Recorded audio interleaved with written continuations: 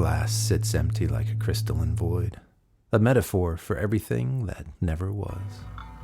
Not even a single drop lingered at the rim. Had osmosis taken hold of its contents and filled the desk drawers beneath? Has some impossible science occurred, or has the syrupy brown fluid become as endangered as the rosewood from which the desk was constructed?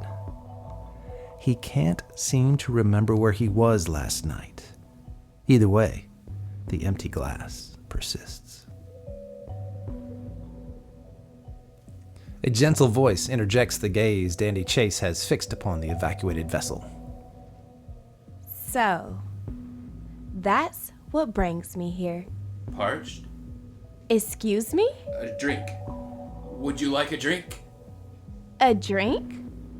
Chase finally averts his eyes, caught by a flickering ember and one of those real smelly moments that you can count the seconds by.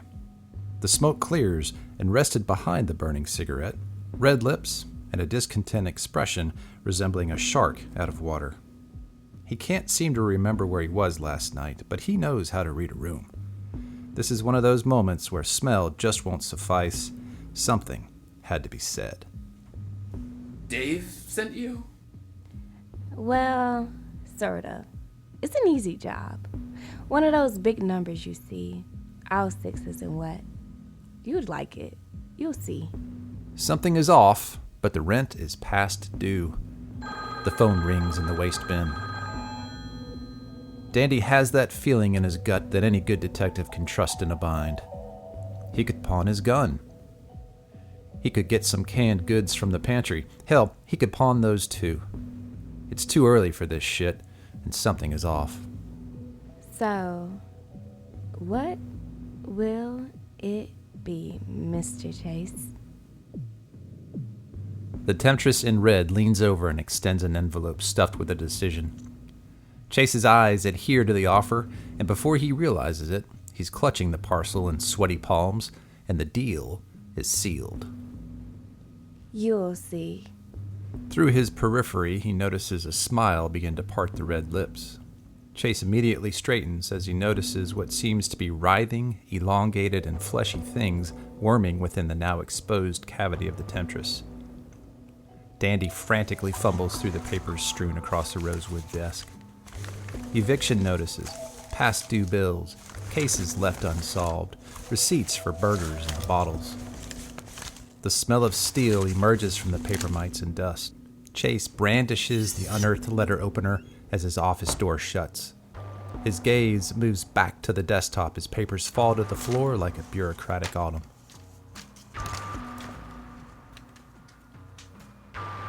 He redirects his weapon and slices free the contents of the envelope, and a smell of uncertainty fills the room. It's too early for this shit. Dandy Chase fills his glass.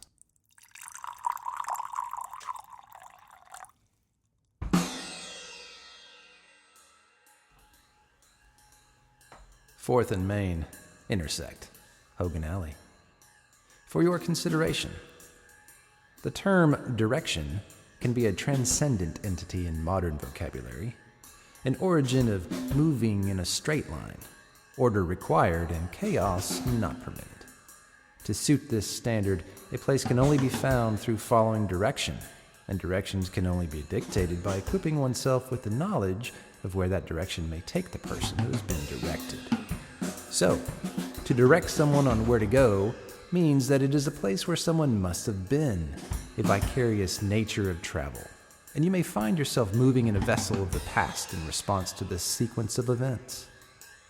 Once you then know where said direction has taken you, you can then extend that direction to a new traveler, finding yourself mobilized in a vessel of time yet to pass.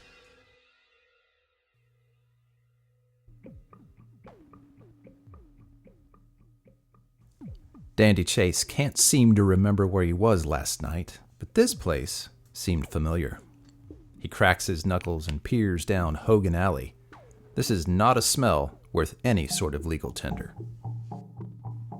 Chase makes a last futile attempt to convince himself to turn back as he steps through the threshold into the back street. This place is damp, and his wingtips splash about as he traverses the passageway. It's darker than it should be, only lit by a flickering neon light at the termination of the path. Chase plots his steps carefully. The walls seem to breathe. He notices a discarded carcass of some rodent. Strange, fleshy worms weave within the ribcage of the deceased vermin. Dandy remembers the woman in red before finding himself standing in front of a solid iron door canopied by the erratic neon sign. The Big Squeeze. A Judas hole slowly slides open. Dandy Chase digs into the breast pocket of his overcoat. His fingers move past the smooth metal of the letter opener in search of something more delicate. Out he pulls a scrap of French paper recovered from the envelope from the woman in red. It's scented with rose oil and stamped with secret correspondence. A raspy snake of a voice seeps out from the porthole. We shook our fists at the punishing rain. And we called upon the author to explain. Dandy's response, read from the parchment, is met with a creak as the door begins to open. Broken jazz penetrates the air, and the dampness of the alleyway seems to have slithered its way inside. The stump of a man with polydactyly keeps winning at finger fillet at the bar. Chase ensures he heads to a few stools down from the action to avoid any spurts of blood landing in his drink, and hails the bartender. The barkeep convulses and jerks like an automaton with a few missing gears. His hand shakes an empty glass as the tapster exhales a mechanical rehearsal. Hark, weary traveler. I be the Big Squeeze. The Big Squeeze is where ye be. Rotten ruin, far-flung reaches of seekers unknown. Parched impartial, I impart upon ye a swill of sup to fill thine cup. So, what'll it be, Mr. Chase? The Big Squeeze shakes the glass once more in calculated repetition and manufactures a makeshift smile across his oily grimace. Dandy remembers the lady in red. He can't seem to remember where he was last night and doesn't remember disclosing his name to the rickety barkeep, but he knows how to read a room. The glass is empty and must be healed of such an affliction. Rye. Oh, Jenny's a sweet poor body. Jenny's seldom dry. As the squeeze chants, Chase's attention is caught by a tormented yelp coming from the stump a few stools down. The man lifts his hand to his face as his auxiliary digit dangles from a thread of skin. Blood bubbles from the gore like a crimson spring. Before he is able to move his eyes back to the tapster, it looks as if the grimace has mutated into a proboscis and heaved into the once empty glass. Dandy can't be sure as now in full view the squeeze has returned to his machine-like state. The now filled glass sits in front of him. The temptation for one of those big smelly moments begins to grind away at the feeling in his gut that any good detective can trust in a bind. Dandy Chase lifts the glass to his lips and in a single motion empties it and slams the barren vessel back to the bar top.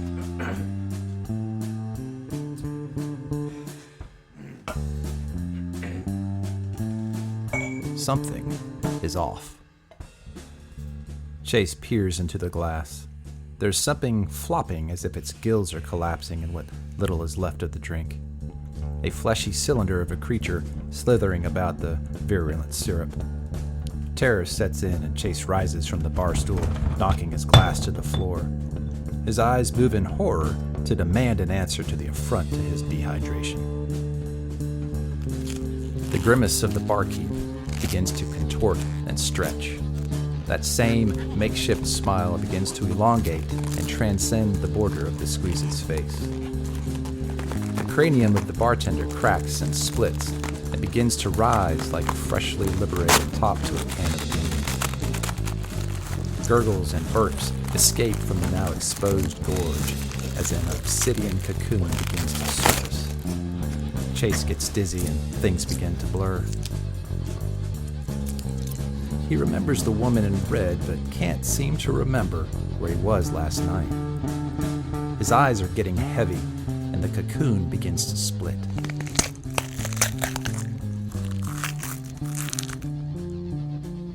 The glass sits empty once more.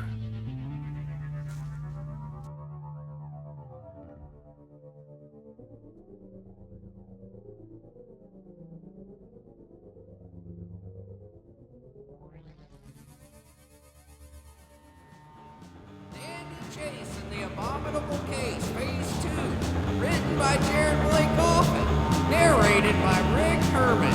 Dandy Chase performed by Caleb Lee. The Woman in Red performed by Lil Bubba Jazz. The Big Squeeze performed by Justin Grasham. Additional voices by Jerett Offutt. Music and sound effects by Drew Offutt. Introduction written and performed by Justin Grasham.